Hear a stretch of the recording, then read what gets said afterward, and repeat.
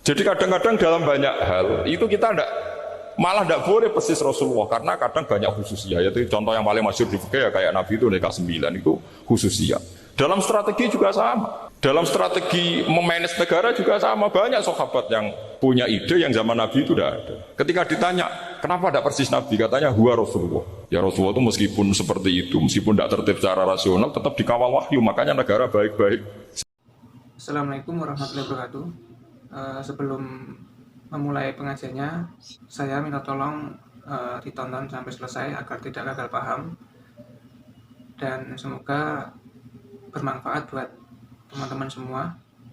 Dan saya doakan buat teman-teman semua diberi Allah kesehatan, dijauhkan dari malapetaka, dan diberi rezeki yang berkah dan melimpah. Amin amin ya rabbal alamin. Oke, selamat menyaksikan pengajiannya. Kalau saya ini hanya Abu Bakar, kalau enggak ya repot. Umar ya sama, bikin Diwanul Murtasikah. Utsman juga sama, dimanage negara. Sayyidina Ali juga dimanage. Kalau Nabi enggak. Tapi tidak apa-apa karena ada karisma. Sekarang ya seperti itu. Kamu biasa heroik, biasa ngasih kiai kamu, ngasih hadiah kamu, biasa ngasih ibu kamu uang. Ternyata ibu kamu setelah kamu kasih uang, dikasihkan adik kamu atau kakak kamu yang nggak pernah kerja. Terus kamu marah-marah, ini tidak adil. Saya yang memberi nggak dikasih, ini yang nggak kerja dikasih terus. Loh, kamu biasa jadi pahlawan kok turun kelas menjadi apa? Pasien. Kamu milih jadi pahlawan apa pasien? Pahlawan. Jadi sebetulnya faham-faham ekstremis ini dari kegoblokan. Dari kegoblokan berpikir nubuwah sehingga tidak punya rasa ibadah. Lah ini yang menjadi orang-orang ekstrim. Jadi korban pertama ekstremitas itu bukan sahabat tapi Rasulullah SAW, yaitu Nabi dibilangin oleh mereka, "I'dil ya Muhammad." Kamu kalau bagi harus adil. Pikiran mereka kalau adil sama rata sama. Jadi kalau pakai pikiran itu, saya minum di sini itu haram. Mau ndak ikut bikin kok minum. Enak tamu, toko-toko mangan, sing masak kangelan urung mangan. Itu jadi edan bareng. Itu sama seperti kasusnya Bahram Al-Majusi itu. Dia itu seorang raja kaya, punya anak cantik. Dipikir-pikir, anakku ayu dirabek nang liya rugi, sing gedhekno aku sing rumah aku dirabi wong liya. Maka dia berpikir mau dinikahi sendiri. Karena tadi melihat Mas Nadif ya orang Kenya tadi, apa Nigeria. Terus malah gak layak itu maksudnya orang. Ini Mas Nadif ini termasuk harus mendukung gerakan tidak ekstrim. Nyawanya masih itu karena barokahnya beliau agak-agak gitu. Tapi nggak sampai liberal ya, agak-agak pokoknya itu. Karena ketika ada gerakan ekstrim di Mesir, itu termasuk dia DPO. Ternyata setelah ada intelijen, beliau pas buka itu nggak makan dulu tapi rokok dulu. Wah, ini mesti orang sekuler, tidak ekstrim. Akhirnya nyawanya sampai sekarang itu barokahnya rokok pas iftar itu pas. Nah, tanya ini masih hidup, iya Mas? Ya pernah sepuh sama saya. Jadi pikiran-pikirannya Bahram itu seperti itu. Walhasil akhirnya Bahram itu menikahi anaknya sendiri. Masyhur itu dalam cerita. Jadi ceritanya itu ada seorang wali tidur di Masjid Haram sama Rasulullah, ditemuin gitu. Terus kata Rasulullah, salam saya untuk Bahram Al-Majusi. Ternyata dicari-cari nggak ada Bahram lain kecuali Bahram yang berdua, bahkan anaknya sendiri mau dinikahi.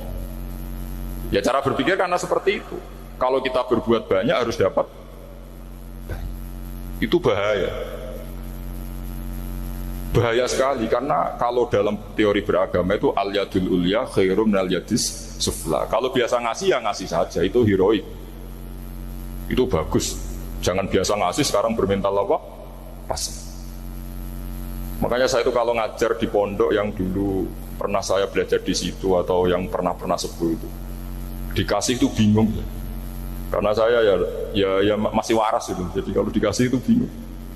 Tapi banyak juga guru-guru yang dulu ngaji lama setelah ngajar di pondok alma maternya nuntut. Saya tidak tahu itu. Sudah ada agak-agak kayak itu tadi. Walhasil si Bahram tadi itu, ini cerita harus saya teruskan karena nggak boleh diputus. Dapat salam dari Rasulullah, ternyata di balik nakalnya dia itu pas mau bulan pertama, malam pertama itu Ada seorang janda sepuh ke situ, ganggu dia tentu ya.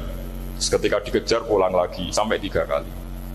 Dia tanya, kenapa bu kamu begitu? Katanya, saya ini anak-anak saya kelaparan. Kalau saya pulang anak-anak saya nangis minta makan. Saya ingin minta Anda.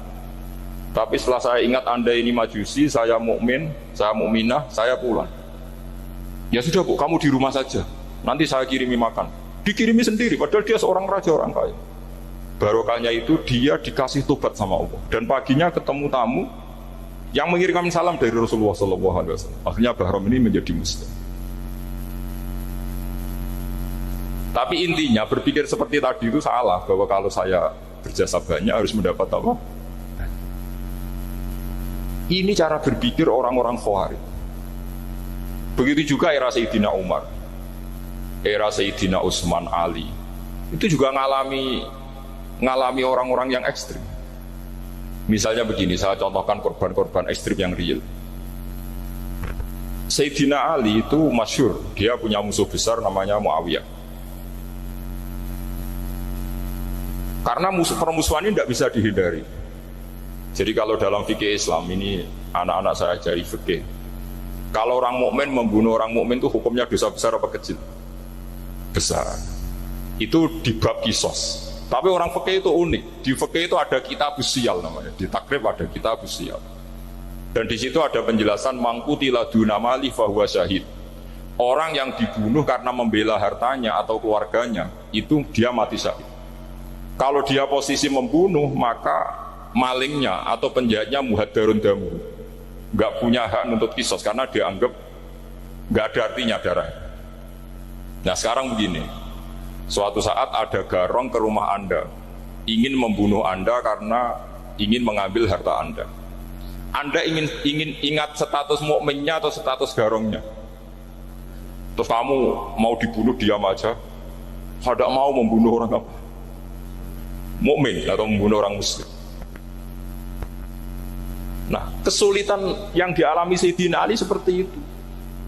Orang-orang Khawarij cara berpikir enggak, Ali ku geblek. Wong mukmin kok ben mateni mukmin. Muawiyah yo geblek pisan, wong mukmin kok ben mateni orang mukmin. Padahal suasana sudah kacau. Ketika seorang penjahat mau membunuh yang punya rumah dan yang punya rumah ingin membunuh penjahat, itu namanya mukmin bentrok sama orang mukmin. Apa orang benar sahibul hak ingin mempertahankan haknya? Tidak sampai saya tanya. Itu sahibul hak, yaitu yang punya rumah ingin mempertahankan haknya. Meskipun dalam duel ini kadang terjadi pembunuhan. Nah di sini ini ya, ulama ahli sunnah menyebut masalah ijtihadiyah. Kelompoknya Sayyidina Ali mempertahankan nyawanya meskipun dengan cara membunuh pasukan Muawiyah. Pasukan Muawiyah juga mempertahankan nyawanya meskipun harus membunuh pasukan Ali. Zaman itu susahnya ijtihad seperti itu. Tapi orang Khawarij cara berpikir enggak, ini biang keladi masalah itu Ali sama Muawiyah. Akhirnya mereka malah rapat, ya sudah dua-duanya bunuh saja. Ya masyhur itu, akhirnya Sayyidina Ali dibunuh oleh orang Khawarij. Makanya ini penting ya, pentingnya ngaji seperti ini. Jadi kamu harus dilatih berpikir nubuwah. Ya dilatih berpikir apa? Nubuwah, disebut al-ulama warasatul. Meskipun dengan cara yang ekstrim, tapi pikirannya saja, jangan perilakunya. Saya punya contoh sekian kasus, sekian tragedi. Misalnya begini, saya itu dulu punya teman, dia soleh, bisa baca Fathul Mu'in.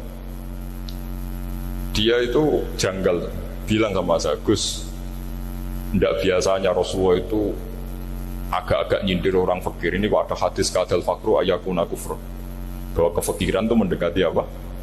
Kekufuran. Dia itu aneh sekali.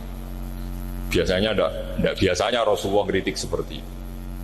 Walhasil ini singkat cerita, anak ini ngalami satu trauma. Dia itu miskin. Gara-gara miskin gitu jadi burunya orang non muslim. Dan sering disuruh nganter majikannya itu ke tempat-tempat lokalisasi. Dia mulai mikir, ini gara-gara fakir saya harus nganter orang ke lokalisasi. Mulai ingat dia, Sodako Rasulullah, ini gara-gara fakir saya jadi pengantar orang ke lokalisasi. Suatu saat majikannya itu benar-benar bangkrut, malah dari suruh nganter, pokoknya carikan yang cantik bawa sini. Pusing, waduh. Nah, dia akhirnya walhasil lari terus keluar, terus dia cerita, Betapa ekstrimnya fakir, sehingga gara-gara fakir saya harus jadi penolong orang yang mau apa Mas. Anda boleh berpikir ekstrim, tapi ekstrim dalam melawan kemungkaran itu tadi. Saya nggak boleh jadi fakir, tapi takutnya fakir yang nanti jadi alat kemasan. Imam Ghazali juga punya contoh seperti itu. Imam Ghazali pernah marah besar ketika tren di Baghdad itu orang belajar fikih semua. Hatta la yakuna thamma tabibun illa min ahli dhimmah, kata beliau. Sampai di Baghdad itu tidak ada dokter kecuali orang kafir dhimmah. Akhirnya kalau ada ulama sakit, saya masih ingat pas kecil, kalau ada ulama sakit itu tidak boleh dibawa ke rumah sakit. Takutnya ketemu dokter muslim, non-muslim malah disuntik langsung apa? Mati. Akhirnya ulama saat itu berfatwa, orang Islam harus ada yang jadi dokter. Banyaklah gus-gus yang sekolah kedokteran.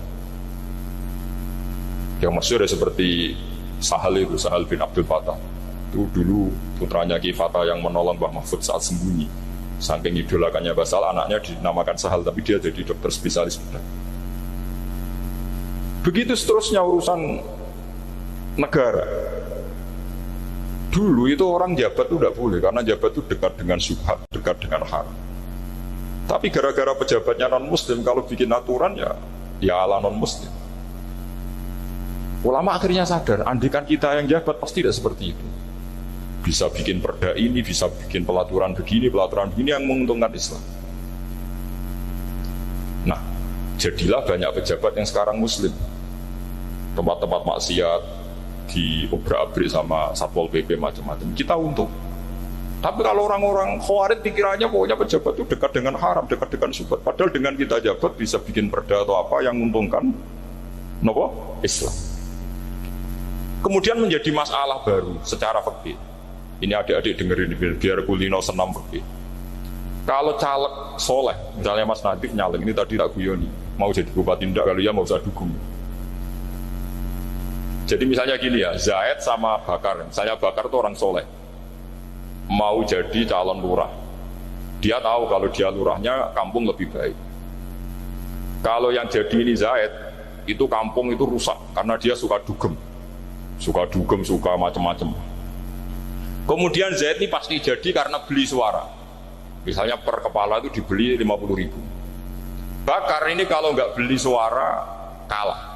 Padahal dengan kalahnya Bakar artinya kemenangan kemungkaran. Itu zaman era Fathul Mu'in, muridnya Ibnu Hajar Al-Hitami. Ibnu Hajar muridnya Abu Zakaria Al-Ansori itu fatwa. Yang soleh ini wajib beli suara, bukan boleh, wajib beli suara.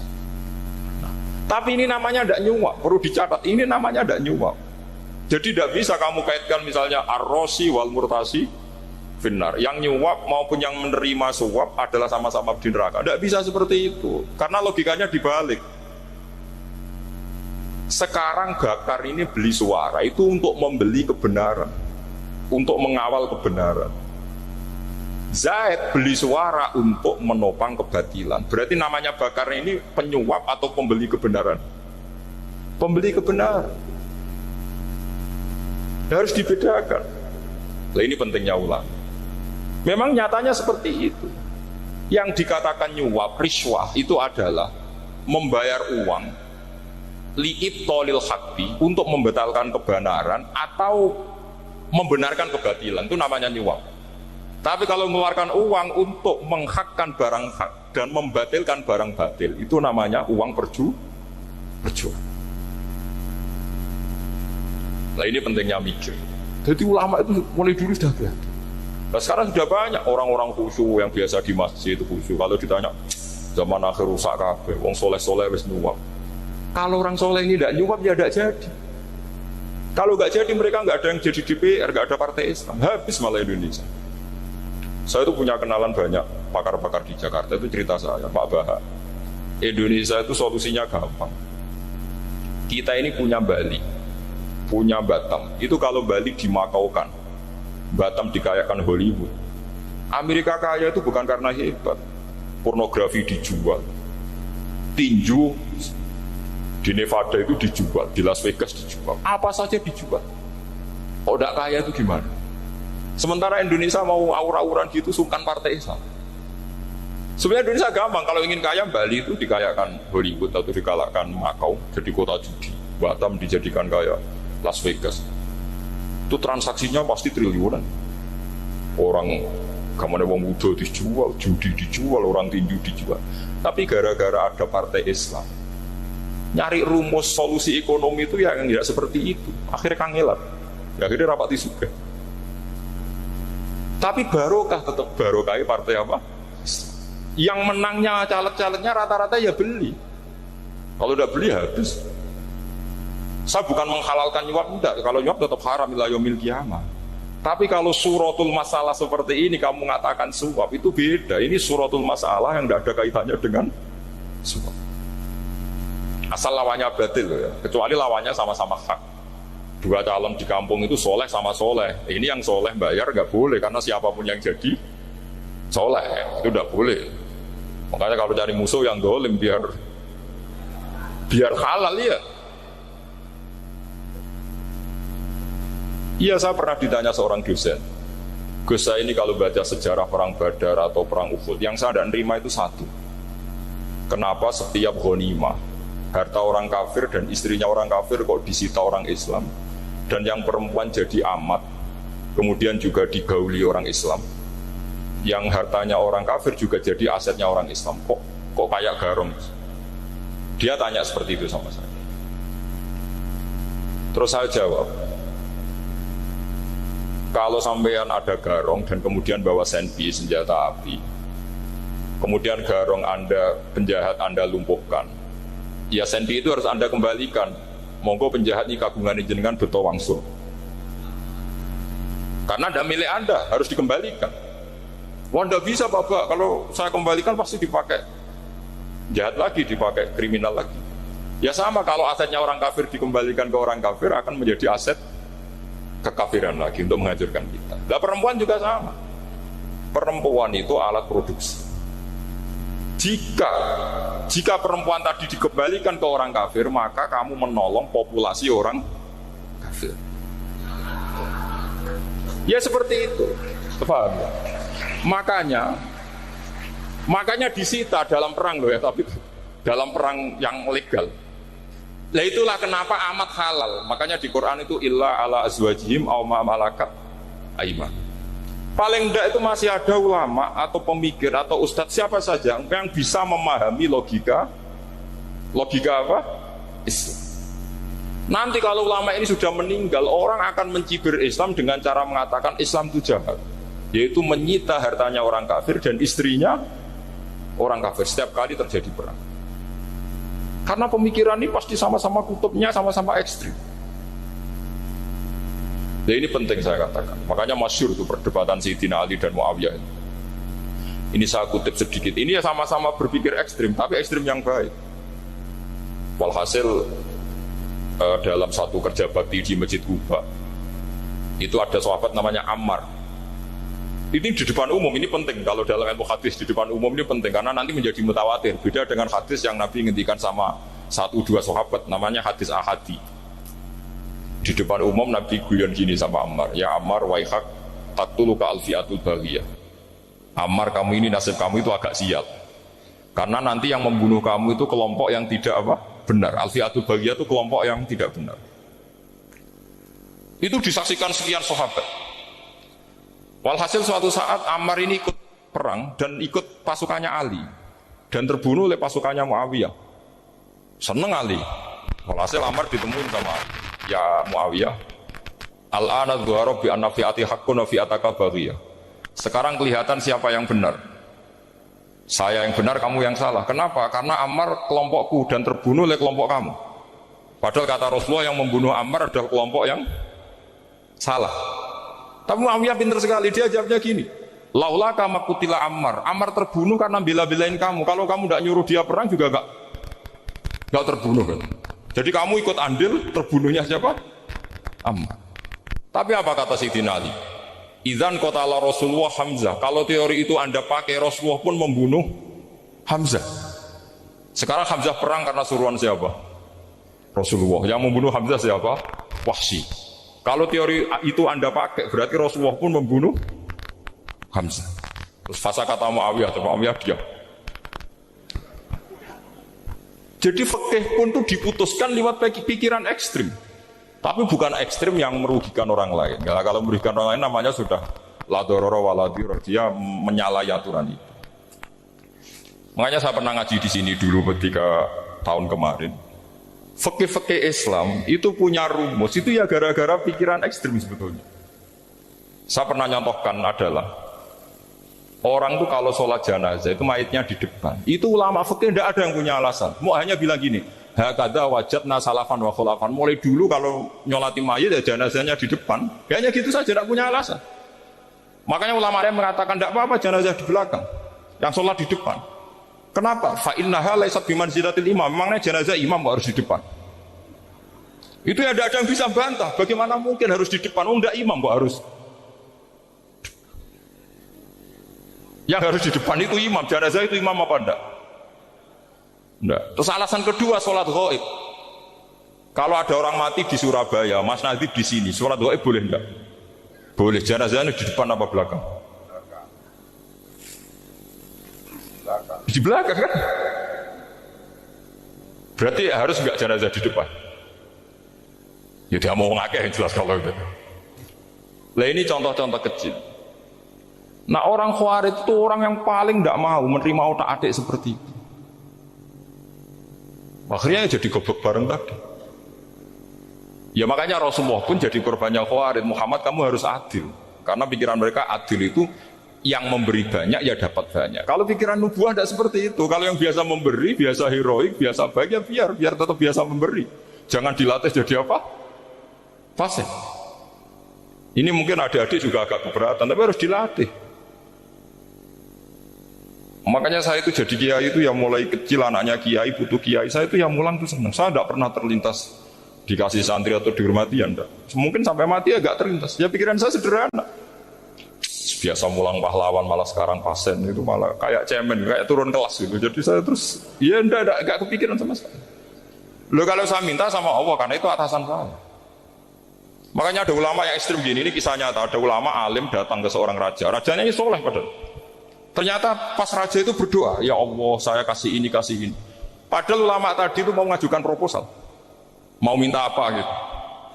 Terus dia pulang ketika ditanya, Pak Kiai kenapa pulang? Ternyata raja itu minta zat yang sama yang saya mintai. Kalau raja saja masih minta ngapain saya minta raja? Saya akan minta zat yang dimintai raja. Terus pulang dia. Wah, itu ya pikiran ekstrim, tapi bagus ekstrimnya. Saya akan minta zat yang dimintai raja. Kalau sampean kan enggak, uteke saya les, sholat dinteni, tetap jalo. Oh, orang mikir seperti itu. Mang wis salah didik, salah itu tadi. Nah, ini harus dilatih.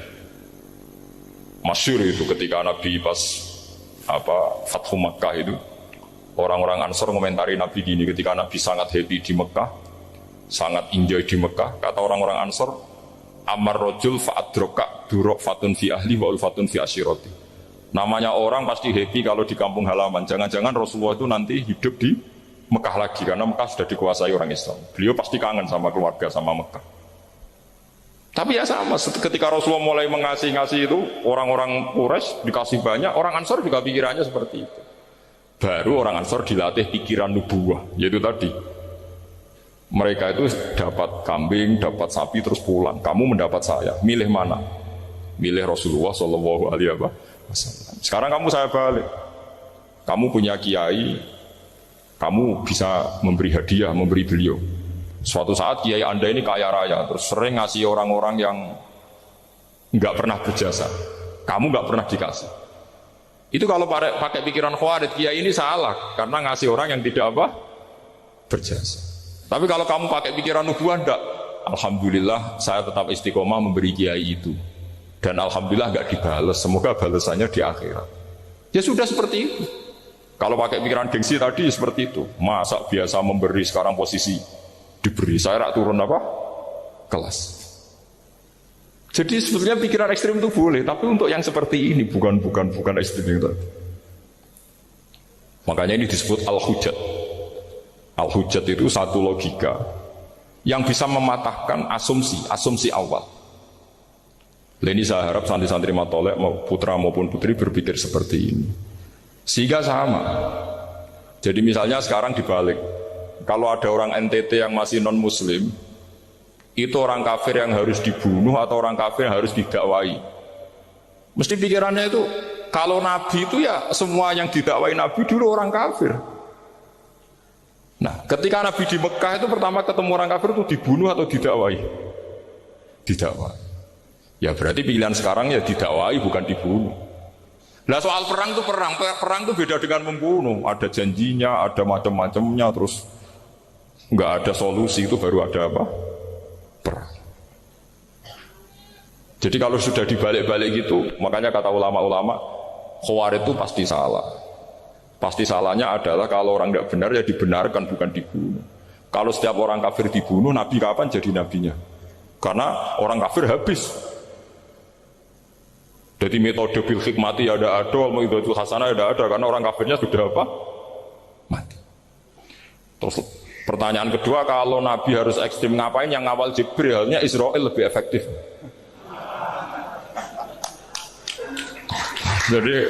Jadi kalau sama-sama ingin ekstrim, Nabi itu nggak usah dikawal Jibril, kan tidak efektif kan? Harusnya yang ngawal itu siapa?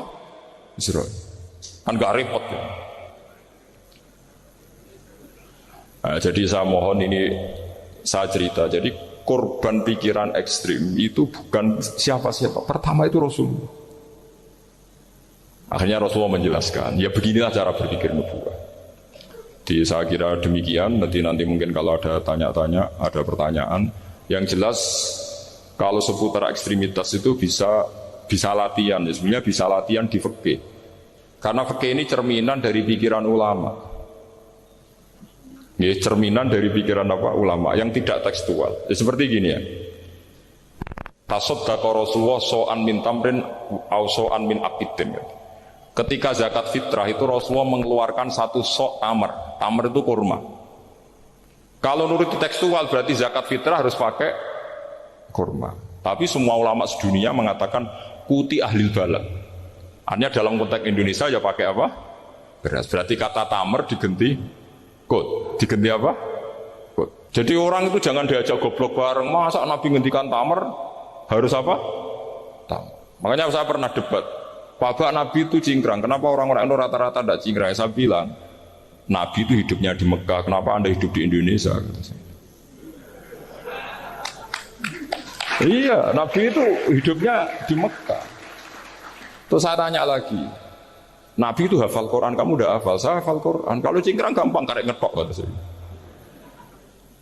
Iya, kalau ada sunnah Rasul, Nabi hafal Quran, enggak? Hafal kan? Berarti kalau ikut sunnah Rasul, hafal Quran. Jangan cingkrak tok, ya hafal apa? Ya sama poligami juga gitu yang tadi diceritakan Mas Natif itu. Nabi itu poligami setelah Khadijah meninggal. Apa mereka mau nunggu istri pertama meninggal? Kalau ingin persis loh, kalau ingin persis nunggu istri pertama meninggal. Ah iya. Nggak mau juga kan? Ya biasa saja lah. Pokoknya yang dihalalkan syariat ya kita bilang halal, yang diharamkan kita bilang apa? Nggak usah sok suci si sunnah Rasul. Saya punya banyak cerita. Abu Bakar itu dulu sering menghindari sunnah Rasul. Dulu Rasulullah itu kalau ada orang minta ya dikasih. Ketika era Abu Bakar bikin Baitul Mal. Ketika ditanya ini zaman Rasulullah tidak ada, kata Abu Bakar, huwa Rasulullah. Beliau itu Rasulullah. Mbok gak dimanage ya negara tertib. Umar bikin pasukan itu diangkat negara. Kalau dulu zaman Nabi yang ikut perang bahaya, yang tidak perang namanya munafik. Era Umar tidak, militer itu ditunjuk. Dia digaji pakai Diwanul Murtazikoh. Ketika ditanya kenapa tidak kayak Rasulullah, huwa Rasulullah, mbok tidak tertib pun tetap negara stabil. Karena ada karismanya. Jadi kadang-kadang dalam banyak hal itu kita malah tidak boleh persis Rasulullah, karena kadang banyak khususiyah. Yaitu contoh yang paling masyhur di fikih ya kayak Nabi itu nikah 9 itu khususiyah. Dalam strategi juga sama. Dalam strategi memanage negara juga sama. Banyak sahabat yang punya ide yang zaman Nabi itu tidak ada. Ketika ditanya, kenapa tidak persis Nabi? Katanya, huwa Rasulullah. Ya Rasulullah itu meskipun seperti itu, meskipun tidak tertib secara rasional, tetap dikawal wahyu. Makanya negara baik-baik saja. Kalau saya ini hanya Abu Bakar, kalau tidak ya repot. Umar ya sama, bikin Diwanul Murtazikoh. Utsman juga sama, di-manage negara. Sayyidina Ali juga di-manage. Kalau Nabi tidak. Tapi tidak apa-apa, karena ada karisma. Sama tak cerita nih, masalah zakat yang masyhur. Orang paling bakhil sekalipun, paling kikir sekalipun itu zaman Rasulullah bayar zakat. Karena pikirannya setelah zakat dikasihkan Rasulullah mendoakan, khudh min amwalihim shadaqatan tutahhiruhum wa tuzakkihim biha wa sholli alaihim inna sholataka sakanun lahum. Era Abu Bakar enggak. Sorry ya Abu Bakarin, dulu kita zakat sama Rasulullah karena didoakan beliau. Kamu hanya Abu Bakar, saya tidak mau zakat. Ya sama lah seperti orang dipimpin ulama-ulama karismatik. Orang dipimpin Badullah itu tidak usah metai, santri sudah nurut. Dipimpin sama Nazif, gak bikin pelaturan, habis pondok. Kalau tidak ngancam, gak gini, ditakzir, gak gini, habis. Zaman Badullah dehem tok santri wedi. Mas Nazif dehem enggak harus. Nah, makanya Rasulullah itu tidak banyak bikin pelaturan. Rasulullah itu kalau mau perang itu hanya bilang sahabat, saya besok ditantang Abu Sufyan di sini. Saya mau perang. Oh, itu sahabat ikut semua. Orang melihat wajahnya, melihat karismanya sudah tertarik ingin menyelamatkan beliau. Kita tidak akan ridho Rasulullah keluar sendiri. Kalau Abu Bakar ya enggak. Pertama Abu Bakar pidato sudah sopan. Saya memimpin kamu. Ini qad wulitu walastu bi khairikum. Saya ini memimpin kamu, tapi bukan berarti saya yang terbaik. Jika saya benar maka dukunglah. Kalau salah ingatkan. Itu pertama orang-orang bilang apa? Fawwah la uqimannaka bisayf. Nanti kalau Anda salah tak ingatkan pakai pedang. Ya karena hanya Abu Bakar bukan Rasul. Jika diaturlah ini ada militer, ada pengawal, ada Baitul Mal. Era Umar lebih modern lagi, ada Diwanul Murtazikoh, ada macam-macam. Ya Rasulullah enggak ada. Nah sekarang orang sidik-sidik muni sunnah Rasul. Padahal ada sunnah Rasul yang khasnya Rasulullah sebagai nubuwah. Khasnya Rasulullah sebagai apa? Nubuwah. Coba Nabi itu istrinya 9. Semuanya cerita tentang tahajudnya Nabi, witirnya Nabi. Apa kira-kira Mas Nadif kalau punya istri 4 ceritanya tentang tahajudnya Mas Nadif? Kan enggak. Nah, jadi saya mohon, sebetulnya pikiran-pikiran ekstrim itu karena tidak mau belajar. Enggak mau belajar. Kalau mau belajar itu kata Imam Ghazali itu dalam kitab Al-Imla fi Iskalatil Ikhya itu, fal ma'ani awsa'u minal ibarat. Yang namanya ma'ani itu awsa'u apa? Minal ibarat. Jadi yang fal ma'ani awsa'u minal ibarat. Jadi yang namanya makna itu lebih luas minal apa? Ibarat. Nah, ini contoh yang paling nyata ya Sayyidina Ali. Ketika Sayyidina Ali perang sama Muawiyah, itu Sayyidina Ali bilang sebaiknya Muawiyah kirim delegasi mediator. Saya juga kirim mediator. Terus orang-orang Khawarij karena tadi tekstual. Mahadha ya Ali. Ini apa ya Ali? Lam yujad fi kitabillah. Aturan mediator itu tidak ada di Quran. Bahwa kalau kita perang harus ada mediator itu tidak ada. Terus Sayyidina Ali baca ayat wa in khiftum shiqaqa bainihima fab'atsu hakaman min ahli wa hakaman min ahliya. Jika lelaki dan perempuan, suami istri terjadi shiqaq, terjadi konflik, maka suami kirim satu mediator, yang pihak perempuan juga kirim mediator. Terus Sayyidina Ali ngendikan wa amru Muhammad a'dhamu min amri rajulin wa imra'atin. Urusan umat Muhammad lebih serius ketimbang urusan hanya sekedar suami dan istri. Maka kita butuh hakam, butuh mediator. Baru 4.000 orang Khawarij tobat mengikuti pikirannya Sayyidina Ali yang tidak tekstual. Sama seperti zaman Rasulullah. Ketika Rasulullah mau perang Badar, saya ini mau perang Badar kata Rasulullah. Musuh saya itu 1.000 lebih. Kalian hanya 313. Apa kita teruskan? Itu sahabat langsung bilang gini, saya itu hafal teksnya. Idzan la naqulu laka kama qalat banu Israil fathab anta wa rabbuka faqatila inna hahuna qa'idun walakin idhab anta faqatila inna ma'akum muqatilun. Ini kelihatan sekali bahwa para sahabat sudah ada tekstual. Orang-orang Bani Israel ketika melihat Musa katanya sakti dan orang dekat Allah, itu cara berpikir orang Bani Israel gini. Walhasil ada perintah supaya Musa itu merangi kaum Jabarin. Orang Jabarin ini gagah-gagah, pikirannya orang Bani Israel. Musa kami itu sakti dekat Allah, ya sudahlah sama Allah saja sana, tak tunggu di rumah kabarnya. Itu kan sama dengan santri semedit, roh kiai ini suga, kiai aku suga, terus tak pikir kan seperti itu. Ya sama seperti itu. Nabi itu kekasih Allah, mesti perang menang, rasa tak ewangi mesti menangis. Fadhab anta wa rabbuka faqatila inna hahuna qa'idun. Ya sudah kamu berangkat saja sama Tuhan, tak tunggu di rumah. Tapi apa kata para sahabat Ansor ketika Nabi minta supaya mereka dukung di perang Badar? Langsung bilang, idzan la naqulu laka kama qalat banu Israil. Kita tidak akan bermental kayak Bani Israil. Ini tekstual pada enggak. Mereka punya mafhum, punya pikiran. Cara Mas Nadif punya kreatif. Bahwa ini mental yang bejat, kita tidak akan meniru seperti itu. Itu sahabat. Jadi dulu sahabat itu makna di Quran juga ada tekstual. Jadi bisa memahami. Nah sekarang orang memaksa semuanya harus tekstual. Ya meskipun tadi jangan terlalu liar terus menjadi liberal. Tapi saya tidak tahu kalau contohnya Mas Najib tadi pakai kondom, sisi kondom tidak tahu itu pikirannya Jil apa Mas Najib tidak tahu saya itu tidak tahu. Kok sampai sembeling itu saya tidak tahu. Kok lagi juga kalau tidak bisa nyontohkan yang di luar itu, saya itu ya tidak tahu. Mulai dulu ilmunya seperti itu terus gitu. Ya tidak tahu lagi. Jadi mulai dulu zaman Nabi pun itu sudah ada pikiran-pikiran seperti itu. Jadi tekstual atau harfiah itu ya enggak. Nyatanya sahabat langsung bilang idzan lanaqulu laka kama qalat banu apa? Isra. Ad-dinu yusrun wala yushadda hadatina ahadun illa ghalabahu. Yasiru wala tu'assiru basyiru wala tunaffiru. Makanya kowe ora usah sok suci, hidup itu gak ada pilihan. Misalnya kalau saya ditanya, bina wong fasik itu penting enggak? Penting. Tapi kancanan wong fasik ku haram, mari katut. Kowe kancanan wong fasik ku haram, mari katut fasik. Ti ngembarno wong fasik umat Rasulullah ya haram, umat Nabi kok mbarno. Kancanan yo haram, ngembarno haram. Lah terus piye, Gus? Ya ora piye-piye. Ayo saiki misale kowe ngembarno wong ayu tiba ning dalan, haram to ora? Haram. Terus mbok gendong, haram to. Hidup itu tidak banyak pilihan. Jadi dilema dari guru-guru dilema. Makanya apa ya seperti itu istafti kolbak takok natimu motive nulung iku nulung apa sahabat ya sudah seperti nggak ada pilihan motivem kancanan wong fasik iku mergo enak kancanan wong fasik delok dangdut pantes apa ya pantes apa motifmu didik ayo rata-rata ke kancanan wong fasik motifmu didik apa enak kancanan wong fasik enak haram berarti ya seperti itu, memang banyak sesuatu yang apa, makanya banyak ulama ngendikan banyak perilaku duniawi yang menjadi amal ukhrawi karena niat. Juga sebaliknya banyak perilaku ukhrawi yang akhirnya menjadi duniawi juga karena niat. Makanya niat itu diatur sedemikian rupa.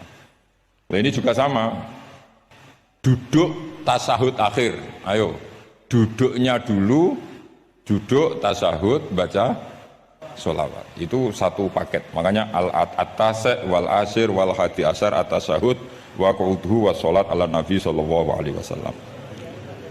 Fattasahudu mongkoti tasahud wa qu'udhu lan nungguh tasahud. In aqobahuma lamun ana sing maca akibat tapi sami nggih. Lamun mungkasi utawa nyusuli huma ing tasahud lan qu'ud apa salamun salam iku ruknani berarti rukun karone. Jadi tasahud yang diakhiri salam itu berstatus rukun. Berarti tasahud awal berstatus sunnat karena tidak diakhiri salam. Jadi nak wonten tiyang traweh kok 4 rakaat langsung salam itu enggak bisa dikatakan batal karena statusnya tasahud awal nopo sunnat. Yeah. Tapi kalau traweh itu sudah monggo kalau tarawih itu sudah menjadi alamiah, jadi biasanya ulama berdebatnya begini, ini dengerin ya. Kata tarawih itu alamiah, apa implementasi dari Qiyamul Lail? Ayo jawab. Tarawih itu alamiah, apa implementasi dari Qiyamul Ramadan? Kalau kamu katakan Qiyamul Ramadan, maka ada orang tarawih langsung 4 rakaat tanpa tasahud awal, harus kamu katakan sah karena tasahud awal berstatus sunnah. Tadi kan dikatakan tasahud yang wajib itu yang diakhiri salam, berarti tasahud awal sunnah. Di mana-mana kalau sunat boleh ditinggalkan. Yeah. Tapi ada ulama yang agak ekstrim mengatakan begini cara berpikir, tarawih itu alamiah. Alamiah artinya yang dikatakan tarawih. Yang dikatakan tarawih adalah sholat 2 rakaat dengan 1 salam. Paham ya? Artinya kalau 4 rakaat dengan 1 salam itu namanya tidak tarawih. Paham ya? Makanya seperti itu tuh ya gak usah diperdebatkan. Seperti gini, sampean kalau sholat witir aku yakin akeh sing batal, cuma pangeran maklumi. Aku yakin akeh sing batal tapi pangeran maklumi. Jadi disahno, kenapa sah? Dimaklumi Allah Subhanahu wa taala tadi. Kamu kalau witir kan 2 rakaat dulu.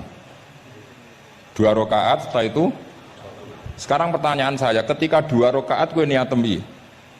Wong niate witir kok genep. Ya kan? Apa? Lah pertanyaannya begini, ketika rakaat ini minal witri, kemudian orang ini ternyata enggak nerusno sing sak rakaat. Itu sah sebagai witir apa sholat biasa? Loh, ada nih gue. Murid temu beling-beling ya. Modelnya itu mau rasa ya. Tapi ya apa gak zaman akhir ya sab. Ndak, ketika 2 rakaat itu jenenge sholat witir apa ndak gitu saja pertanyaan. Orang oleh ngeper, jawabnya ngono tok. Ketika 2 rakaat itu witir apa enggak? Tidak.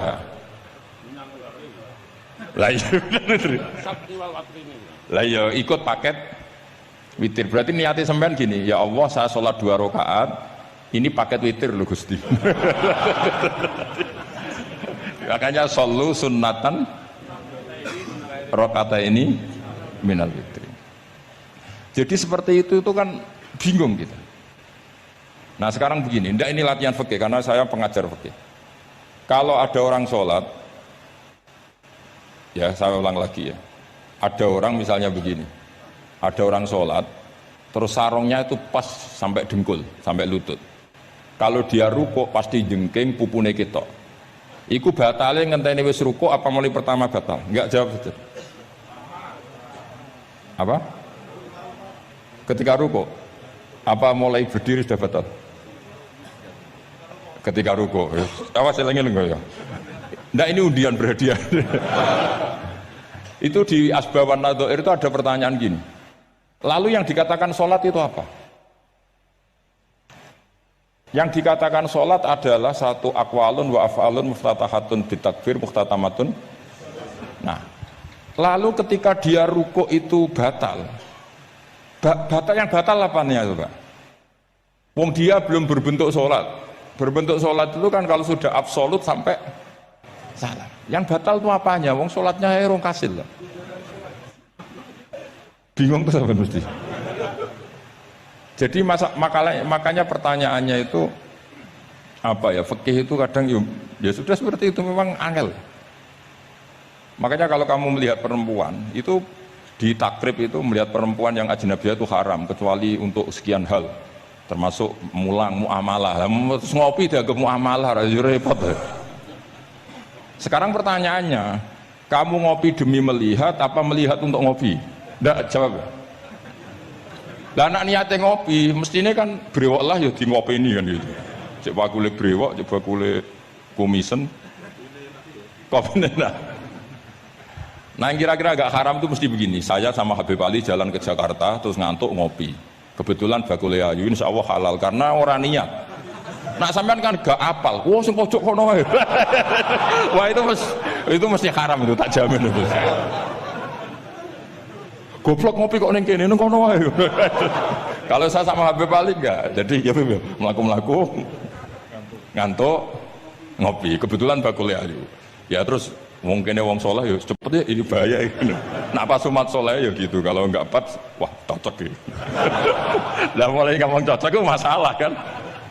Makanya pertanyaannya itu yang halal itu nazar li taklim apa taklim li nazar? Apa? Nazar, mbol kowe sing muni. Jadi itu masalah-masalah fikih memang. Makanya kalau berteman orang fasik itu hati-hati ya. Kalau itu kamu lihat umatur Rasulullah sallallahu alaihi wasallam yang perlu kamu selamatkan, yang perlu kamu bina, jenenge tarbiyatul fasik, membina orang fasik. Tapi kalau kamu memang bermental fasik, ini namanya mualah, berkawan sama orang fasik. Itu hukumnya langsung rubah. Kalau mualah ya haram, kalau tarbiyah sunnat atau bahkan wajib. Lah takok bedane piye Gus? Ya takok awakmu. Ya sudah seperti itu, enggak ada jawabannya sudah. Wis engko nang akhirat fa yunabbi hukum bima kuntum ta'malun. Wis engko apa piyambak sing apa menghisab. Pun kula terusno ya. Wa illa fasunnatani ay wa illam yaqibhuma salamun fasunnatani. Terus ini aturan pokok fikih sebenarnya wa kaifa ada jaza. Sebetulnya aturan duduk itu enggak ada. kamu duduk gaya apa saja itu sah. Wa kaifa qa'adalan hali kaya apa lungguh sapa wong jaza mengko wenang apa ikilah kuut. Terus tenggene lungguh teng napa? Tasawuf akhir misalnya kowe sila ya sah, gaya lungguh apa sah. Meskipun ya rada kurang ajar, salat arang-arang wae kok.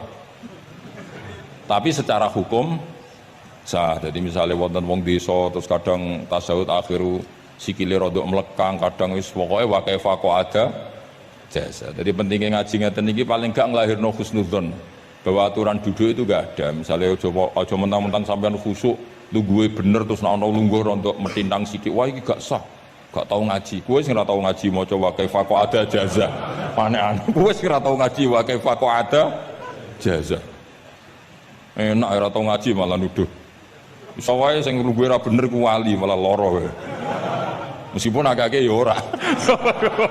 Wali kok lungguhe ngono. Tapi nek misale wali tenan kualat sampean. Wa kaifa qa'ada jaza. Terus hukum itu penting. Sehingga kalau sampean haji tenggene Mekah niku salat itu mau macam-macam. Kula sing nganti saiki iskal tapi wis ora iso protes niku lho, wong kuat ngadeg nggawa kursi nak salat kok lungguh. Nak teng Indonesia wong salat lungguh ora ngentosi bener-bener lemah.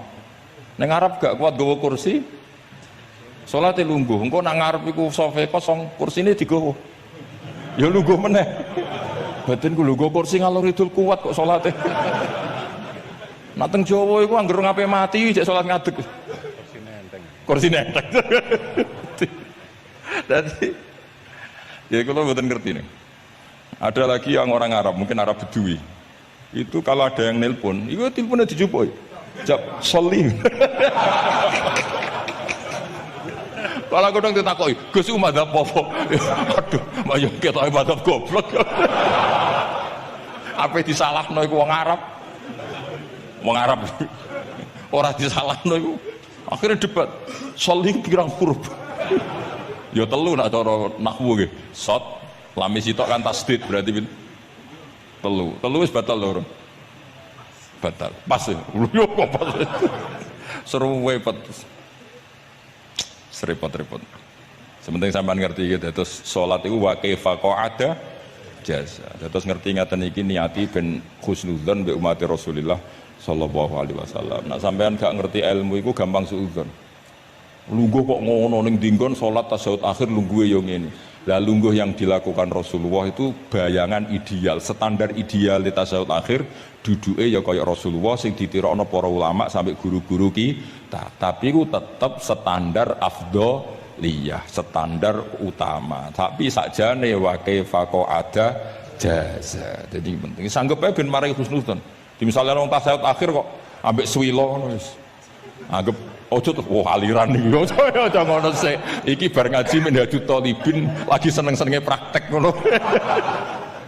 Tapi ya ora pati wali mesti. Wali kok kontroversi aneh-aneh. Cuma umpama ngono kowe aja langsung darani gak sah. Apa meneh nuduh aliran. Wis biasa wae, tapi aja praktekno nggih. Pokoke umume wong ben gak kontroversi. Tapi kalau ngadepi wong liya tetap kita keyakinan wa kaifa qa'ada jasa dengan duduk gaya apa saja sah. Kados sing teng Arab yang gendut lho nak salat kan sikile di slujungno. Mergo jajal tahiyat kados umume tiyang digeblek kula nate ora wong gendut nata wetenge kan gak iso. Dadi lungguh sikire bujur. Lah mergo jajal praktekno guling tenan. Nah niku takbire ya wa kaifa qa'ada jasa. Tapi panganan yo ora sopan, wong sowan pangeran kok ngono iku terus piye? Lah Pak ini baru kayak ngaji gitu terus wong niku ben gampang husnudzon ambek umat Rasulullah sallallahu alaihi wasallam. Mergi kita tuh gak mungkin bayangno donya ideal itu ora mungkin. Kok jeneng roh tiyang tawaf ngono semacam-macam. Coba misalnya buat enten pendapat Imam Malik sing darani batale wudu nyuwun sewu lamsu maknane jima. Madzhabi Abdul bin Abbas. Lah sampean tawaf ya mesti rasah, mesti kedemek wong wedok. Kedemeke wong ayu-ayu, kadang kowe ya gelem tenan. Lha itu satu-satunya solusi kita intikal napa? Mazhab. Oh, tetep ra iso ora kedemek. Wis aku ora ganteng lah tetep kedemek. Niat khusyuk iki tetep kedemek. Apa meneh awale wis rapati khusyuk. Lho kok iso wong khusyuke kedemek.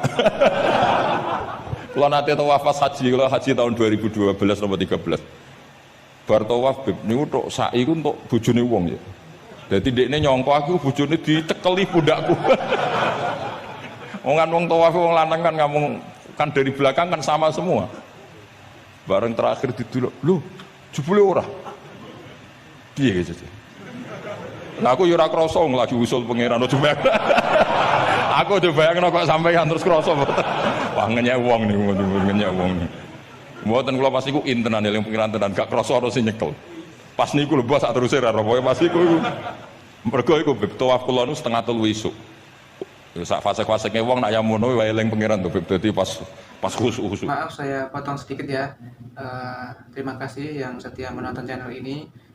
Kalau bila video ini bermanfaat, tolong sekali di-share kepada kerabat terdekat atau teman-teman supaya kita bisa menambah wawasan dalam beragama dan bermanfaat bagi kita semua dan keluarga kita. Share video ini ke semua orang yang kiranya membutuhkan cerahan. Oke, selamat melanjutkan pengajiannya. Terima kasih. Bareng bar tawaf lho jebule wong wedok bojone wong. Wah matane wong. Mangane Quran nak ngelingno kita iku napa? Faman farada fihi nal hajja fala rafasa wala fusuqa wala jidala fil hajj. Jadi potensi fase ku malah pas haji. Fil haji fi ku ing dalem.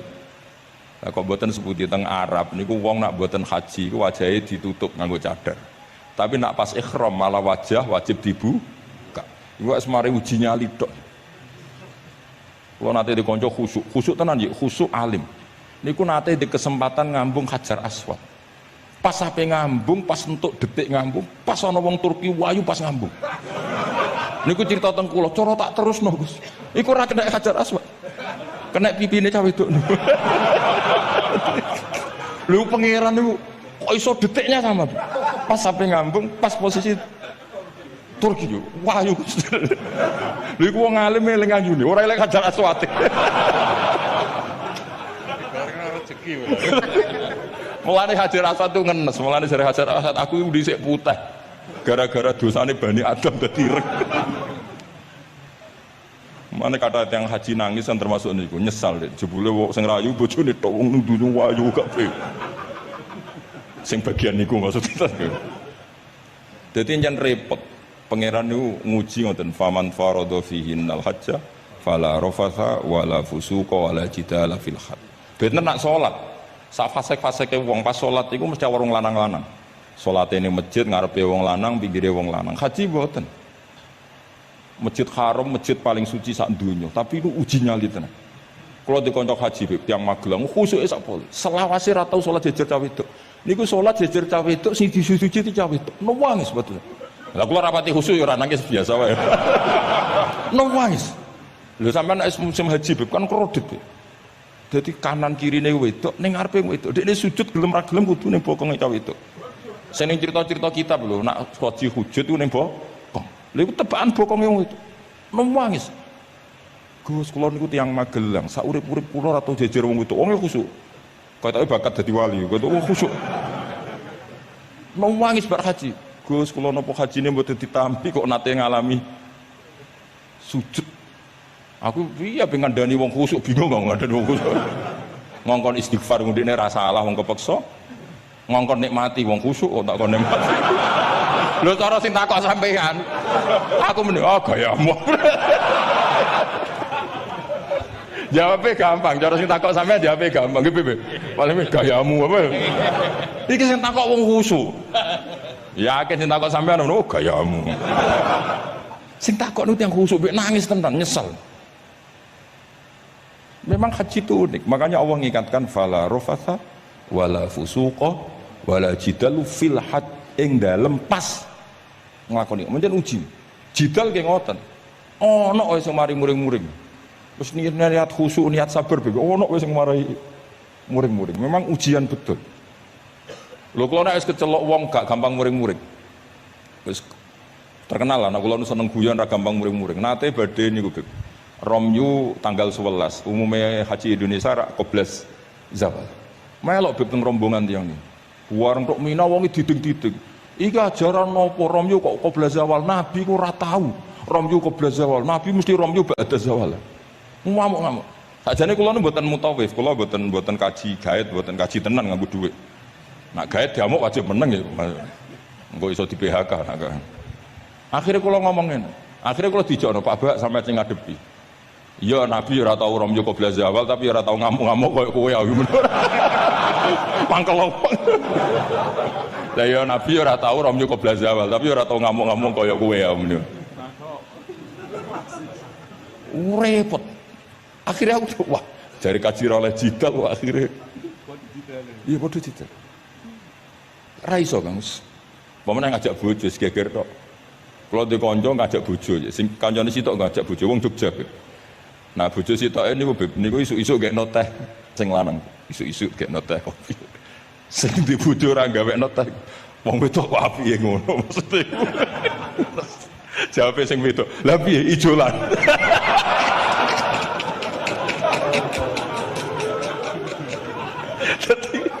Wong lanang kok kadang spontan kan yo kacau. Cah wedok ku cek apike mbek bojone. Piye Mas? Ijolan maksudnya. Wis pancen to. Jare amit pas kaji. Ayo sapa sing kaji ora jidal lho ben ora raine. Sing ngene iki lho. Wong aja ulama aja Habib iku wis gak mlebu kias sing umum-umum lho. Wes angel-angel. Ono catering terlambat, wah ada saja yang bikin apa? Emosi. Kalau kaji tak rilek-rilek. Tapi ya sono kan. Ngono pidato ning Mina ono macam-macam wis. Ribet. Itu fil khat. Allah memang dari awal memperingatkan potensi maksiat itu justru fil khat ketika musim haji. Pemene wae perkara dam wis macam-macam. Mun kula terusno sing penting kaidah teng salat wa kaifa qa'ada jasa. Kados wingi Imam Rafi'i dawakan salat sujud itu cukup watul jabah. Niku nggih guling-gilingan ben gak gampang suudzon mbek tiyang lintu. Nah, kita piyambak ndak akan mempraktekkan itu. Kita tetap sujud melibatkan 7 anggota. Cuma nak ana sing ngono gak gampang suudzon. Wong bar ngaji minhajud dalibin dadi ana gunane lah.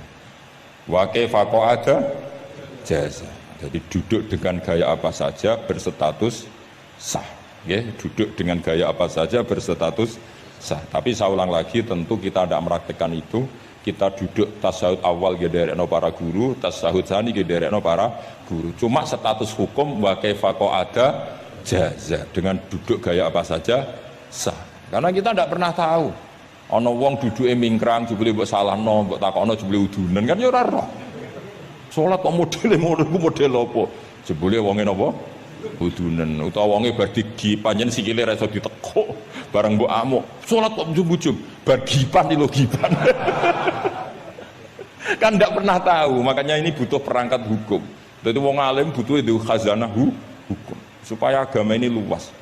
Ad-dinu yusrun wala yusyadahadatina ahadun illa ghalabahu yasiru wala tu'assiru basyiru wala tunaffiru.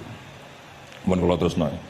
Wa yusannu lan den sunatno fil awali ing dalam tasawuf awal apa alif rasul bu iftiras. Mun sampean ngerti niku. Fa yajlisu ala ka'bi yusrahu wa yansibu yumnahu wa yadu atrafa asabihi lil qiblah.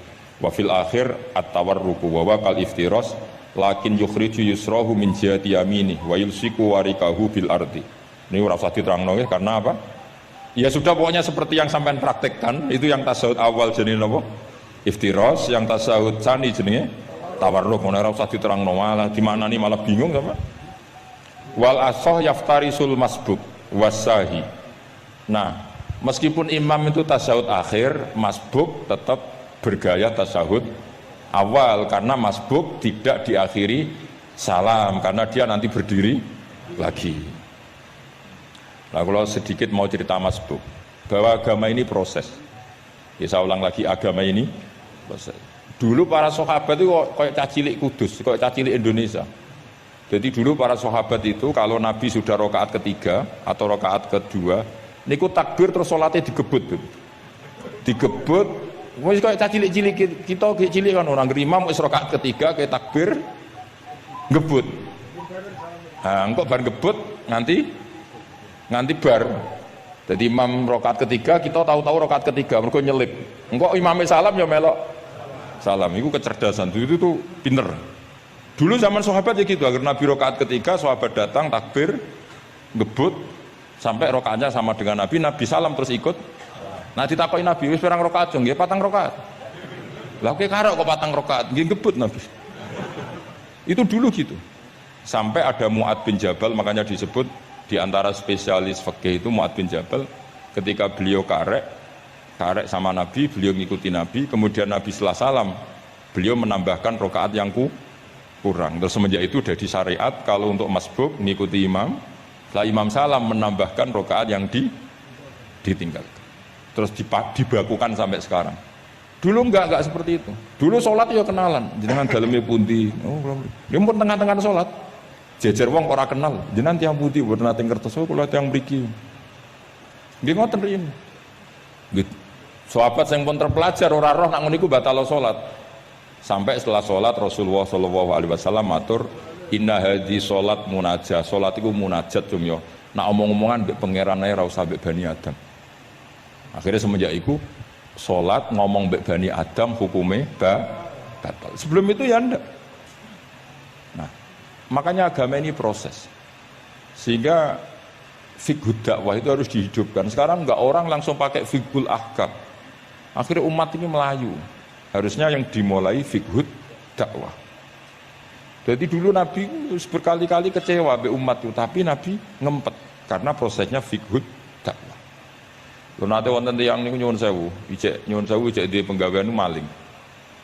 Sowan Nabi di wis masyhur. Nabi mau ngangkat dia cung kowe salat.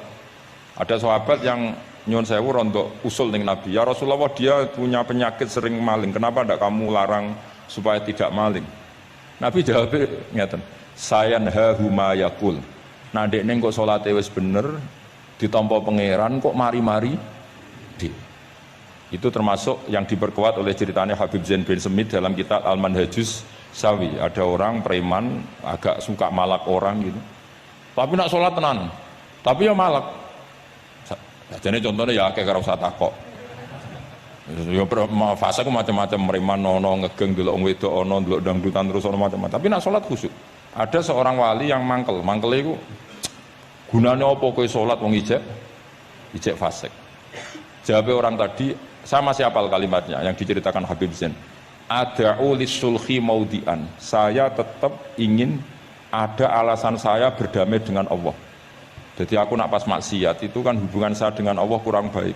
Maka saya tetap akan menjaga 1-2 perilaku saya yang saya menjaga perdamaian dengan Allah. Istilahnya dalam bahasa Arab, ada'u lis-sulhi maudian. Saya tetap punya sisi musolahah berdamai dengan Allah. Sehingga suatu saat mungkin Allah pas ridho, sholatnya dia makbulah, kemudian dia jadi wali. Makanya kita ini nggak pernah tahu Allah ridho pas kita apa, juga nggak pernah tahu Allah benci pas kita apa. Sehingga raiso sampean muni apa gunane kaji nek ijek lakuane ngono, apa gunane ngaji Minhajul Thalibin iki ora usah ngono. Saya pas sampean ngaji, pas ra paham, terus ridho mek kodok qadar. Wah diridani pangeran, wong kondang tenan, wong ra paham kok ridho mek kodok qadar.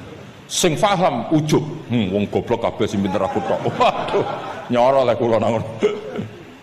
Jadi kita tidak pernah tahu Allah itu meletakkan ridhonya di mana, meletakkan sukhtunya di mana. Wonten orang Hawariyin dalam cerita Ihya. Orang Hawariyin itu orang-orang hebat, wali-walinya Allah, pengikut Nabi Isa. Ono preman liwat. Si preman ini spontan melihat orang-orang soleh itu tertarik, langsung ikut gabung. Saya ulang lagi, langsung ikut. Si wali di antara Hawari ini ada yang risih. Aku terkenal wali kok jejer preman, risih dia. Maka si wali tadi mempercepat jalannya karena risih jejer napa? Preman. Sing preman dari awal memperlambat jalannya karena dia bilang misli saya seperti saya nggak layak berjejer dengan orang soleh. Intinya si preman menjaga kesopanan, si wali memelihara keangkuhan. Jadi si preman dari awal dia sudah merendekkan jalannya karena nggak ingin sejajar. Si walinya tambah banter karena ingin nggak jejer. Allah saat itu juga menfirmankan ke Nabi Isa karena masih zaman nubuah, Isa liyas ta'nifa al amala. 2 orang ini memulai amal dari nol. Wali ini tak hapus semua amalnya, preman ini tak hapus semua dosanya. Semuanya 0-0. Yang satu untuk barokahnya adab, yang satu untuk afatnya ujub. Jadi mulane dadi kiai koyo kula yo repot, nek ketemu fase kok repot. Ape kancanan kok diamuk sampean rontok garis keras ngene iki. Gus kok kancanan wong fasik. Ape ra kancanan kok nang ujub. Mulane kula ra jelas ya perkara niku mboten tak dudono. Kenapa Gus Bak sikape ra jelas? Ya bawaane wong alim ora jelas, bocah kok kandhane angel. Dadi bawaane wong alim ora jelas. Tapi ora jelas e wae karena ape kancanan wong fasik engko kancanan wong fasik kok dadi syariat ya tidak mungkin. Sok suci ya ora. Nah, makanya didawakan Allah laisa laka minal amri syai'un au yatsuba alaihim au wasi. Jadi wong fasik potensine di sepuro pangeran, tapi yo potensi disiksa pangeran. Nah, delok potensi di sepuro kita oleh ngancani, nah delok potensi disiksa kita ora oleh. Masalahnya kita tidak tahu. Nggih, masalahnya kita tidak tahu. Delok tengene cerita-cerita wali. Wong sowan Sunan Bonang iku nggawa gula salam templek ra mesti dadi wali. Kali Joko sing kenali lewat begal dadi wali. Kali Joko kenal Sunan Bonang pertama iku mergo napa? Begal. Kenalane wae lewat begal. Tapi malah dadi wali. Suraka kenal Nabi ku perkara ape bacok. Mergo dekne ku ana sayembara sing iso nyekel Muhammad, ya tentu dijangkar wong sing ngomong wong kafir, sing iso nyekel Muhammad. Mulane dadi kiai ku bingung.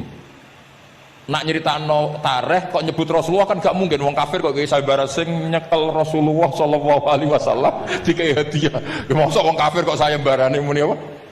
Sing nyekel Rasulullah sallallahu alaihi wasallam tak kei hadiah. Sing bacok Muhammad Rasulullah sallallahu alaihi wasallam tak kei hadiah kan mboten mungkin wong kafir kok muni ngono. Sing kiai sing bingung sing nyeritakno kiai apa muni? Sing nyekel Muhammad tak kei dhuwit. Muni Muhammad kan sekadung ra kulino wong.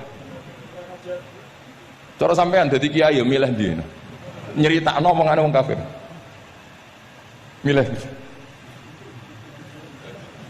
Mulane kula bilang kadang kiai ora di pilihan bahasa. Mergo mulane Imam Suyuti sopan-sopane wong, tapi namune Iqra ya Muhammad. Mergo iku satu-satunya kesempatan jangkar Kanjeng Nabi. Kan sing dawuh Allah Iqra. Lah mesti Iqra ya Muhammad. Mergo Allah sing dawuh ning Kanjeng. Tapi nak kita ning Kanjeng Nabi kan gak mungkin muni ya Muhammad. Sekamane ana sayembara, sapa sing iso nyekel Muhammad tak kei unta 100. Suraqah tertarik ikut. Tapi barokah iku, barokah kesalahan itu malah roh mukjizat Rasulullah sallallahu alaihi wasallam. Ketika ape baca napa ambles sampai pentel. Lha iki awale salah niate yo salah, tapi pangeran ngersakno untuk hidayat. Barokah salah iku roh mukjizat Rasulullah sallallahu alaihi wasallam. Ya seraruh, dunia itu raro. Ana wong soleh sak labah, amen jamaah sampai diarani hamamatul masjid. Tapi ceritanya seperti itu akhirnya. Semulanya donga ya muqallibal qulub tsabbit qalbi ala dini. Kita tidak pernah tahu. Ya sudah seperti itu. Paham ya? Tapi ya kita tentu mengikuti syariat wa kullun muyassarun lima khuliqalah. Mohon kula terusno. Qultu al-asah ad-dhammu. Terus sing donga sing diwaca teng tasyahud ki kula waca bismillahirrahmanirrahim. Qultu ala sah wa anna Muhammadar Rasulullah sabata fi sahih Muslim wa alam wa aqallu salat ala nabi sallallahu alaihi wasallam Allahumma sholli ala Muhammad wa ali wa ziyadah ila hamidum majid tumeka maring hamidum majid. Berarti kados kita napa Allahumma sholli ala sayyidina Muhammad wa ala ali sayyidina Muhammad kama shollaita ala sayyidina Ibrahim wa ala ali sayyidina terus sampai fil alamina innaka hamidum majid. Dan ini sebagai penutup kalau badhe cerita kalau ada kitab namine Hasyiatut Turmusi. Hasyiatut Tarmasi atau Turmusi ini karangannya Syekh Mahfud Termas. Beliau adalah murid Sayyid Abi Bakar apa? Syato Sohibul Li'ana. Terus guru dari Basim Asyari. Beliau teman dekatnya Habib mbahnya Habib Anis. Berarti Anis bin Alwi bin Ali. Jadi temannya Sohibul Simtiduror. Itu beliau cerita tahiyat itu adalah perwujudan dari dialognya Allah kalian Kanjeng Nabi. Terus ketika Kanjeng Nabi dugi Sidratil Muntaha, nggih, ketika dugi napa? Sidratil Muntaha, Nabi maos napa? At-tahiyatul mubarakatus sholawatut thayyibatu lillah. Mun Nabi mandek terus dijawab kalian Allah, assalamu alaika ayyuhan nabiyyu wa rahmatullahi wa barakatuh. Allah mandek. Terus Kanjeng Nabi niku mboten kepengin saking senenge teng umate bahwa kebahagiaan itu hanya untuk beliau. Saking sayangnya teng umate. Terus ditambahi assalamu alaina wa ala ibadillahi sholihin. Jadi niku barokah syafaat Rasulullah sallallahu alaihi wasallam. Jadi sakjane saking Allah namung assalamu alaika ayyuhan nabi, hanya untuk Kanjeng Nabi. Tapi Kanjeng Nabi carane nego. Ampun nek Gusti niki umat kula wong kudus kathah ngono dadi kira-kira ngono. Dadi ya pangeran ya dinego ampun nek Gusti niki. Ditambahi assalamu alaina wa ala ibadillahi sholihin. Niku sami kalian wala saufa yu'tika rabbuka fatardo. Muhammad, kamu akan saya kasih nikmat kemudian kamu puas. Jawabannya Kanjeng Nabi napa? Fa wallah la ardo wa wahidun min ummati finnar. Kula badhe jenengan puas no Gusti, saya tidak akan puas selagi satu umatku min ahlil ijabah, min ahli tauhid masih di neraka. Karena kados kula yo bingung, mbek wong fasik yo bingung, ape gedeng umat Nabi, ora gedeng umat sing kumat, ora tau waras. Yo bingung tenan ngadepi wong fasik ku gedeng piye-piye iku umat Kanjeng Nabi. Ora gedeng sing ngerusak tatanan yo wong iku. Sampeyan milih gedeng apa milih seneng? Nah sampeyan jelas kan akeh sing akrab. Sing bingung kok wong saleh ku bingung. Lho nek wong saleh kan penak kan, nek wong fasik santai wae pancen bagian dari itu. Bingung so. Ulama ora bingung ya rapat ulama. Mergo jajal sampean misalnya ngadepi wong fasik bingung. Ora mbok bina, engko ya disalahno pangeran. Mbok bina kadang yo kakuwati wong uteke sira. Supaya angel urip ku angel. Lho nak Kanjeng Nabi karwan pinter ono diwarai pangeran. Sampeyan sing mari sapa?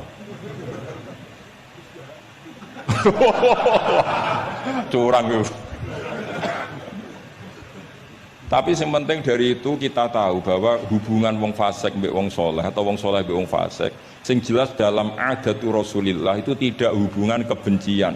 Itu yang sampean harus catat, tidak hubungan kebencian. Nabi sering donga Allahumma hdi qaumi fa innahum la ya'lamun. Bahkan Nabi nate ngendikan syafaati li ahlil kabair min ummati. Saniki mboten soleh sithik ambek wong fasik ku kiet ngira karo. Kok ambek wong fasik, ambek sing wong tahlil lho gedhe. Mergo beda mazhab. Ambek wong sing beda pendapat iki kiet ini ku mboten enten sanate, hubungannya ndak boleh seperti itu. Hubungan bainana wa bainal mukminin adalah at-tawadud, saling mencintai. Itu soal mangkel ya bawaan manusa lah. Jenenge bar dipisah iku ya mangkel. Duit dikemplang ya mangkel. Itu wajar lah mangkel sekadarnya. Tapi kita tetap menaruh empati bahwa sosial seperti ini tidak terus-menerus. Bisa saja suatu saat dia soleh sekali, dia menyaur semua uang yang dia bawa, bahkan melipatkan, tapi bukan karena riba, melipatkan kesalahannya menjadi kelipatan kebaikan. Lo kata lo, tiang itu fasik, ketika soleh itu kesolehannya terus over, mereka ngodoi fasik. Sampai kiai itu ya bingung tuh, nak didolani wong mu'alaf ya. Mereka ini Islam anyaran ya, terus sholat itu qobliyah ba'diyah, tahajud duha, sampai kiai ini isen, mereka wisuwi duha rata. Kiai ada orang fasik tobat, rata isen rata-rata isen betul. Isen biasanya ibadahnya lebih. Jadi kiai kan saking suwine ibadah, kok kula kan mulai cilik Gus, wis biasa salat iki. Ketemu wong lagi tobat. Qobliyah, ba'diyah, duha. Nak Jumatan mangkat jam 11. Gus, bingung kan? Kene main masbuk kan. Aduh. Mulane santri agar ono ibadah tenanan, oh anyaran niku perkarane mangkel kalah napa? Saingan. Repot. Wis pancen yo repot urip-urip. Angel ngadepi donya nu angel, wow. Tapi Rasulullah itu kayak apa? Hubungannya ngendikan Allahumma hdi qaumi fa innahum la ya'lamun. Ketika sama orang fasik malah Nabi ngendikan apa? Syafaati li ahlil kabair min ummat. Syafaatku iku iso nulungi wong umatku senajan to dosa gedhe. Ya tentu ora kok terus dadi syariat. Ngono dosa gedhe oleh ya pun ngoten. Ya dosa gedhe sul khotimah taqabbalallahu minna minkum aneh-aneh. Cuma niki kula cerita, kebencian sama orang-orang sana, orang-orang seperti itu tidak sunnatul Rasulullah sallallahu alaihi wasallam. Sunate Nabi niku nek ana wong fasik iku didongakno dibina. Mergo piye-piye iku umate Kanjeng Umat Kanjeng Nabi. Masyhur kan ada sahabat itu namanya Abdullah. Ya Abdullah itu nganti wong lali jenenge nak Abdullah ini teng Bukhari. Wong nyeluk iku khimar saking nakale. Niku senengane mabuk. Lucune ndekne mabuk nang terminal gak gelem. Ning alun-alun gak gelem, nak mabuk senengane masjid Kanjeng Nabi. Dadi kadang wong saleh yo lucu.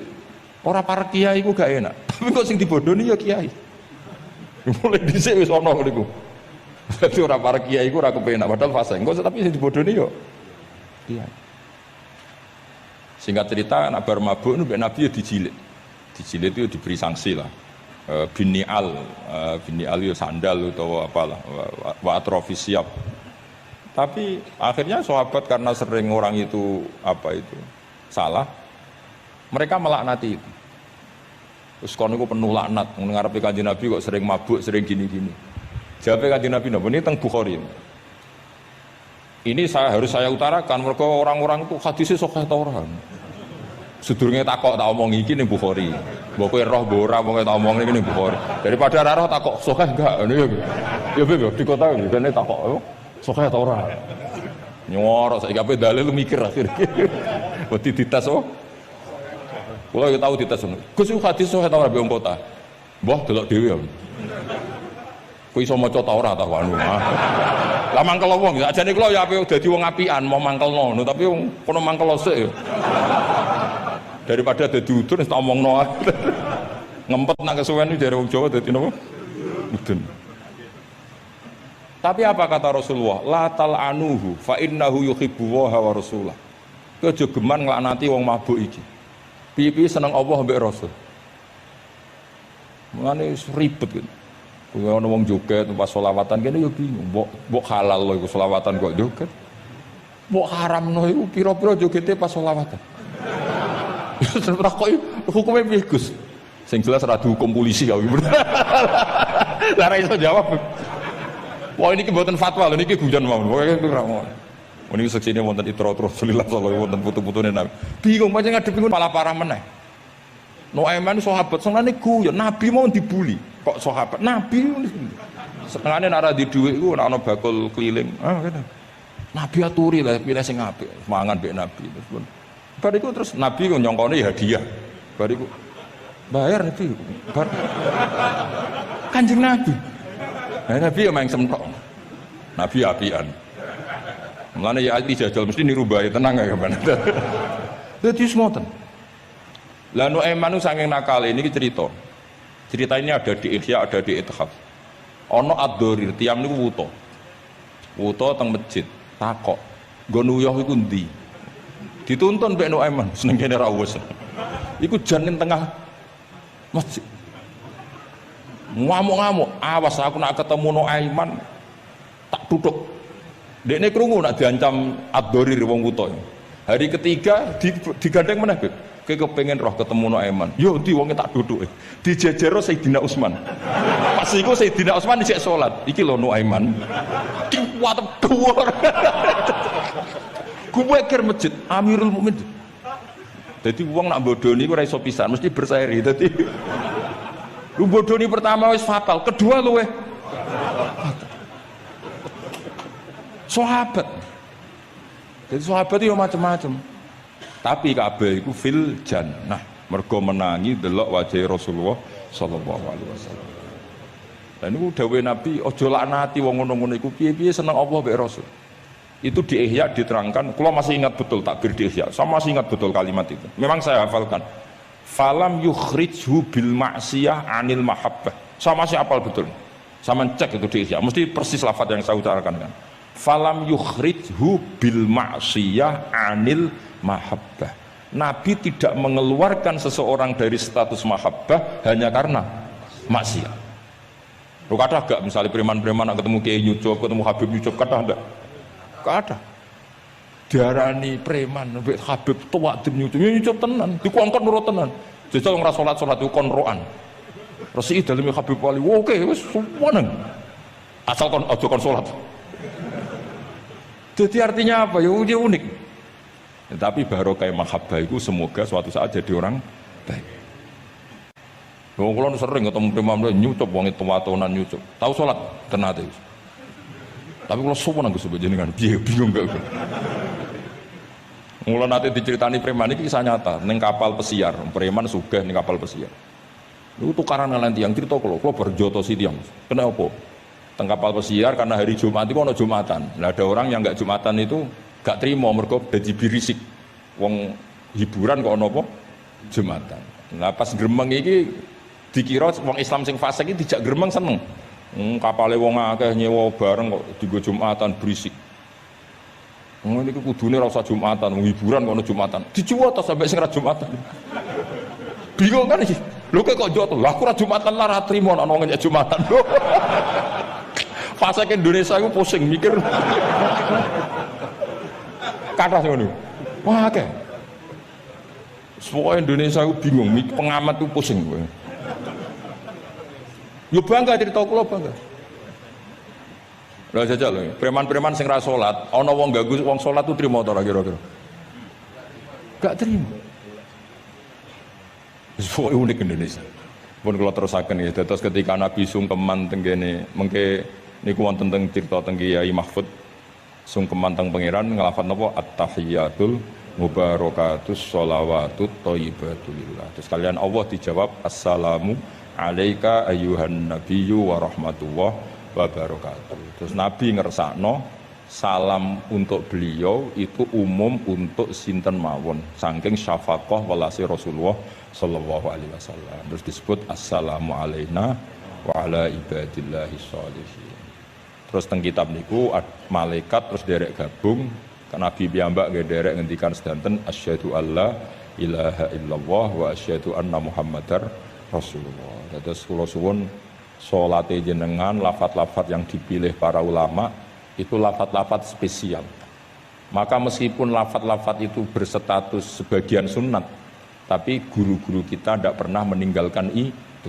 Meskipun berstatus sebagiannya sunat. Jadi misalnya sampean gak oleh misalnya soal ahli fikih, sing rukun ning gone tasawuf akhir mu syahadat tok, terus bareng lungguh asyhadu alla ilaha illallah asyhadu anna muhammad sallallahu Muhammad assalamualaikum yo kenemenan bakhil yo jenenge takoki. Lah kok ngono tok? Liyane kan sunat, sing wajib kan tasyahud. Tidak usah seperti itu karena di lafaz-lafaz itu ada lazzatul ibadah, ada lazzatul khitab. Jadi ada kenyamanan ibadah, ada kenyamanan apa? Khitab. Sehingga kita tetap napa? Niroaken napa sing dialami Rasulullah sallallahu alaihi wasallam teng sidratil apa? Muntaha. Tadi at-tahiyatul mubarakatus sholawatut thayyibatulillah. Terus Allah jawab napa? Assalamu alaika ayyuhan nabiyyu wa rahmatullahi wa barakatuh. Terus Nabi kepengen rahmati Allah niku amat teng sinten mawon. Nah, terus assalamu alaina wa ala ibadillahi sholihin. Mulane kata ulama sing termasuk kula niku melok partai niku. Wong Islam iku ndonga sak pase wae, sementing saleh. Kok nak saleh kabeh wong sak donya ndongakno kuwi. Assalamu alaina. Saiki ora ndongane tenanan, saleh rapati tenanan. Sakjane sing penting saleh tenanan. Ndonga biasa wae, anggere kowe saleh otomatis wong sak donya ndongakno kuwi. Mergo assalamu alaina wa ala ibadillahis sholihin. Dadi saleh se engko malaikat hamalatul arsy, para nabi, para wali ndongakno kowe. Kowe mlebu wong sholihin. Sholihin watake ora jenenge, maksudnya iku. Saiki ora timbang saleh kangelan jenakno sholihin ae kok repot. Kesuwen saleh langsung kesuwen apa? Jenakno napa? Atus kula di kanca Temanggung, muangkel mergo dekne ragus. Nang pondok ora untuk dinyek, nang pondok Gus kan kastanya tinggi. Dekne ra tau diceluk Gus. Anake jenakno Agus tok. Ben diceluk Gus. Jadi orang usah tambahan, nak tak tambahi Gus kok diceluk tambahane iku dadi Agus. Ya akhirnya kabeh wong nyeluk Gus. Iku solusi terbaik cara kula. Niki kula tabarruk mbek kula waca nggih. Niki kitab Khasyatul Turmusi tentang Fadilatut Ta'lim. Iki kula waos mawon mergi kitab niki duwete ulama-ulama Jawa kalian para Alawiyin teng Mekah riyen terus adat ulama saling menghormat mbek habaib itu mulai dulu. Jadi mulai dulu itu ya ada benturan antara habaib dengan apa? Ulama. Karena sanad saya misalnya itu mesti selang-seling semua sak dunya. Habib Abdullah Al-Haddad kayak gitu ya punya guru ajam, ya punya guru habaib. Rata-rata Alawiyin di Yaman gurunya Bafadl. Habib Abdul Qadir Segaf Kutub Jeddah punya guru Barojak. Ya biasa seling kayak Mbah Mun punya guru Habib namanya Sayyid Alawi. Sayyid Alawi sebagian gurunya juga orang ajam. Dia itu biasa mulai dulu ya seperti itu, nggak ada masalah. Mulai dulu itu ya sudah seperti itu, nggak ada masalah. Saling menghormati. Kalau waca ya. Niki halaman mun dirungokno mawon 702. Ruya an Ibnu Abbas radhiyallahu anhu qala sami'tu Rasulullah sallallahu alaihi wasallam yaqul khairun nasi wa khairu may yamshi ala wajhil ardi al muallimun. Di sebaik-baik manusia dan sebaik orang yang berjalan di atas bumi adalah al muallimun, orang-orang pengajar. Fa innahum kullama khaluqad dinu jaddaduhu. Temriki maknane khuluqa niku wis napa? Ringsek napa cara kudus napa? Wis rada amah niku. Kak memet jaddadu ketika agama sudah mulai agak masalah jaddadu diperbarui. A'tuhum wala tastajiruhum. Kalau kamu sama orang alim enggak apa-apa ngasih hadiah, tapi jangan kamu sewa. Nah mbok sewa mbok atur dosa tuh, ngatur wong alim itu dosa. Cuma ngembarno ya dosa. Jadi pokoknya a'tuhum wala tastajiruhum. Fa innal muallima idza qala li sabiqul bismillahirrahmanirrahim faqalaha katabawahu bara'atan li sabi wa bara'atan lil muallim wa bara'atan li abawaihi minan nar. Karena seorang guru ketika mengajarkan kepada anak kecil jong lafadzkan bismillahirrahmanirrahim, kemudian anak kecil itu melafadzkan bismillah, maka pengajaran seperti ini membebaskan pengajarnya, anak kecil itu dan orang tuanya semuanya dibebaskan Allah dari api neraka. Kenapa demikian? Karena tadi awal anak kecil tahu kalau hidup itu ada hubungannya dengan Al-Khaliq, dengan Allah adalah dengan ritual-ritual kecil kayak baca bismillah, bahwa di luar kekuatan kita ada kekuatan Al-Khaliq. Terus kalau terasakan waruya aidan anna ta'limas sighar yudfi'u ghadabal jabbar. Jadi mengajarkan anak-anak kecil itu yudfi'u ghadabal jabbar, bisa memadamkan murkane Allah Subhanahu wa taala. Assalamualaikum warahmatullahi wabarakatuh.